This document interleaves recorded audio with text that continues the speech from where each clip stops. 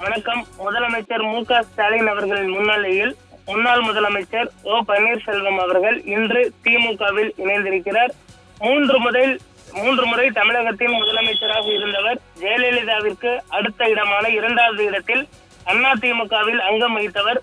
போடி சட்டமன்ற தொகுதியில் பலமுறை போட்டியிட்டு வெற்றி பெற்றவர். அதே போன்று தேனி மாவட்ட அரசியலின் ஒரு முக்கிய புள்ளி. அதே போன்று தென் மாவட்டத்தில் முக்குளத்தோர் வாக்கு வங்கி மையமாக வைத்து தற்பொழுது ஓபிஎஸ் அவர்கள் திமுகவில் இணைந்திருப்பது குறிப்பிடத்தக்கது. ஓபிஎஸ் அவர்கள் என்ன முடிவெடுக்கப் போகிறார்? அவர் திமுகவில் இணைவாரா அல்லது அஇஅதிமுக அவரை இணைத்துக் கொள்ளுமா உள்ளிட்ட பல்வேறு கேள்விகளும் யூகங்களும் அதே போன்று கடந்த ஒரு மாத காலமாக பரபரப்பாக விவாதிக்கப்பட்டு வந்த விஷயங்கள் இன்று முற்றுப்புள்ளி வைக்கப்பட்டிருக்கிறது. ஓபிஎஸ் அவர்கள் திமுகவில் இணைந்திருக்கிறார். இதன் மூலம் திமுக அவரை அரவணைத்துக் கொண்டிருக்கிறது. திமுகவில் அவர் போட்டியிடப் போகிறார். உதயசூரியன் சின்னத்தில் தான் ஓபிஎஸ் போட்டியிடப் போகிறார். உதயசூரியனின் முகமாக ஓபிஎஸ் இருக்க போகிறார். குறிப்பாக திமுகவில் பார்த்தோமென்றால் முதல்வர் மு.க.ஸ்டாலின், அதே போன்று துணை முதல்வர் உதயநிதி ஸ்டாலின், கே நேருவுக்கு அடுத்த இடம் அவருக்கு ஒதுக்கப்படும் என்றும் தெரிய வருகிறது. அதே போன்று திமுகவின் துணை பொதுச் செயலாளர் பொறுப்பும் ஓபிஎஸ் அவர்களுக்கு வழங்கப்பட இருக்கிறது.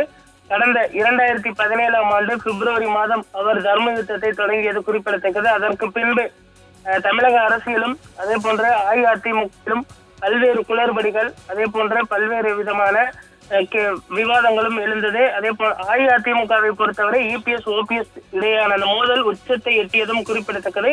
எந்த காலத்திலும் ஓபிஎஸ் அவர்களை அதிமுகவில் இணைத்துக் கொள்ள மாட்டேன் என்று எடப்பாடி பழனிசாமி அவர்கள் திட்டவட்டமாக தெரிவித்து வந்தார். இந்த நிலையில்தான் தற்பொழுது ஓபிஎஸ் அவர்களுடைய அரசியல் வாழ்க்கை என்ன ஆகும், அவருடைய அரசியல் வாழ்க்கை கேள்விக்குறியாகுமா என்று தொடர்ந்து விவாதிக்கப்பட்டு வந்த நிலையில் ஒரு வழியாக தற்பொழுது திமுகவில் இணைந்திருக்கிறார். டி நகரில் இருக்கக்கூடிய நட்சத்திர விடுதியில் ஒரே காரில் ஓபிஎஸ் மற்றும் சேகர்பாபு உள்ளிட்ட இருவரும் நேராக அண்ணா அறிவாலயம் வந்தனர். அங்கு முதல்வர் மு.க.ஸ்டாலின் அவர்களை சந்தித்து தற்பொழுது நேரடியாக கட்சியில் இணைந்திருப்பது குறிப்பிடத்தக்கது. முதல்வர் அவர்களுக்கு பொன்னாடை போர்த்தி பூங்கொத்து கொடுத்து வரவேற்றார். இதற்கு பின்பு இருவரும் கைகுலுக்கிக் கொண்டனர். தற்பொழுது அண்ணா அறிவாலயத்தில் இந்த இணைப்பானது நடந்து முடிந்திருக்கிறது. முதலமைச்சர் மு.க.ஸ்டாலின் முன்னிலையில் திமுகவில் இணைந்தார் ஓ பன்னீர்செல்வம். ஒரே காரில் அமைச்சர் சேகர்பாபுவும் ஓபிஎஸும் அண்ணா அறிவாலயத்திற்கு வந்தது குறிப்பிடத்தக்கது. தனது ஆதரவாளர்களுடன் திரளாக வந்து முதலமைச்சர் மு.க.ஸ்டாலின் முன்னிலையில் திமுகவில் இணைந்தார் ஓபிஎஸ். 3 முறை முதலமைச்சராக இருந்த ஓபிஎஸ் அதிமுகவில் இருந்து எடப்பாடி பழனிசாமியால் நீக்கப்பட்டு தனியாக இருந்து வந்தார். திமுக காரரானார் ஓ பன்னீர்செல்வம். திமுக கட்சி கொடுத்துண்டை ஓபிஎஸ்க்கு அணிவித்தார் முதலமைச்சர் மு.க.ஸ்டாலின். தற்பொழுது ஓபிஎஸ் அவர்களுடைய காரில் இருக்கக்கூடிய அந்த கொடி அகற்றப்பட்ட திமுகவின் கொடி கட்டப்படக்கூடிய ஒரு காட்சிகள் தான் தற்பொழுது வந்து கொண்டிருக்கிறது. ஓபிஎஸ் மட்டுமல்லாது உசிலம்பட்டி எம்எல்ஏ மணிகண்டன், அதே போன்று ஓபிஎஸ்ஸின் மகனும் தேனி முன்னாள் எம்பியுமான ஓபி ரவீந்திரநாத் உள்ளிட்டோரும் தற்பொழுது திமுகவில் இணைந்திருக்கிறார்கள். அதிமுகவில் தென் சென்னை முன்னாள் மாவட்ட செயலாளர் வி.எஸ். பாபு உள்ளிட்ட பல்வேறு முக்கிய நபர்கள், நாமக்கல் மாவட்ட செயலாளர் உள்ளிட்ட பல்வேறு நபர்களும் இணைந்திருக்கிறார்கள். இதன் மூலம் தற்பொழுது களம் என்பது திமுகவிற்கு சாதகமாக அமைந்திருப்பதாக சொல்லப்படுகிறது.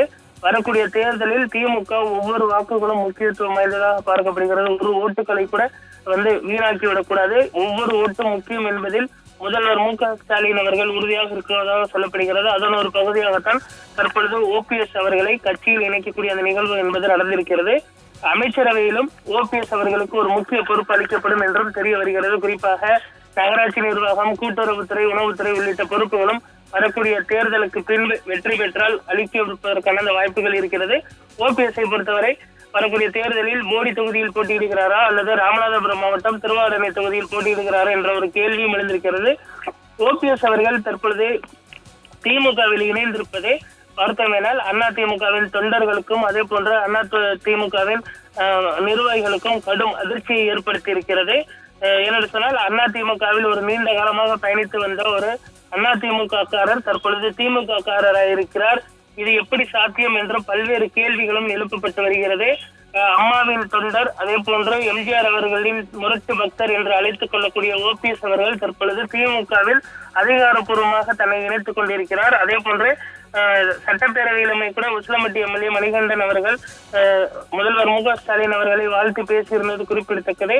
அன்றே இணைவார் என்று எதிர்பார்க்கப்பட்ட நிலையில் நேற்றே மறைந்த தலைவர் நல்லக்கண்ணு அவர்களுடைய நினைவு அனுசரிக்கப்பட்டு வந்த நிலையில் இந்த நிலையில் அவருடைய இணைப்பு என்பது இன்று நடத்தப்பட்டு இருக்கிறது. முதல்வர் மு.க.ஸ்டாலின் அவர்கள் கோயம்புத்தூரில் நடைபெறக்கூடிய பூத் கமிட்டி மாநாட்டிற்கு புறப்பட்டு செல்ல இருந்தார். ஆனால் ஓபிஎஸ் அவர்கள் திமுகவில் இணைவார் என்று சொல்லப்பட்டதனால் அவருடைய அந்த கோயம்புத்தூர் செல்லக்கூடிய அந்த பயணம் சற்று தள்ளி வைக்கப்பட்டிருக்கிறது. ஓபிஎஸ் அவர்கள் தற்பொழுது இணைந்திருப்பதன் மூலம் விரைவில் தென் மாவட்டத்தில் ஒரு பிரம்மாண்ட மாநாடு நடத்துவதற்கும் திமுக திட்டமிட்டிருக்கிறது. அதில் ஓபிஎஸ் அவர்கள் முன்னிலைப்படுத்தப்படுவார் என்றும் தகவல் வெளியாகி இருக்கிறது. இதன் மூலம் இனிமேல் ஓபிஎஸ் அவர்கள் திமுகவில் முகமாக இருப்பார். திமுக காரரானார் ஓபிஎஸ்.